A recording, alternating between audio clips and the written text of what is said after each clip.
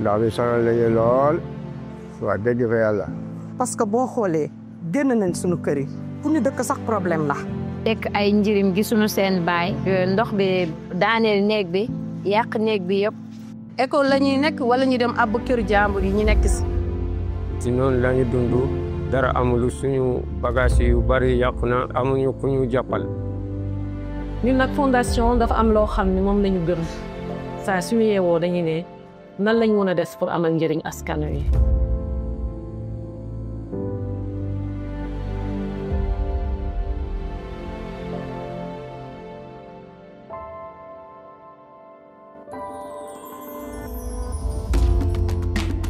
Fondation Sonatel indiloon nañu ay électropompe ay longueur tuyau pour jàppale ñu bii yoon ñu indi ñu ay kit alimentaire ak ay kit d'hygiène yoo xam ne day dimbali ñi nga xam ne mbënn mi da leen sonal.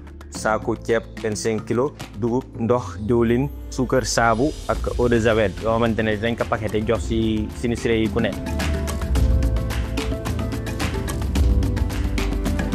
Sonatel bi nga xam ne tamit moom moo sabab lii yàlla na ko yàlla doole waaye wane na yoon ci ñi nga xam ne yàlla mënal na leen incha allah mu nekk leen buntu muy def lu baax. ndax ki néew doole wala mu yàqule moom ki ñëw di ko dimbale doo mun lu may remercier ko rek. ndax jaboot boo ko fekkee nga jox ko suukar jox ko diwlin jox ko ceeb jox ko saabu. leen ñaanal yokkute rek. yi ngeen mar ren yàlla ngeen mën la ëpp loolu déwén. Fondation Sonatel ñu ngi leen di gërëm di leen sant kontaan nañu si seen ndimbal bi ngeen indi fii.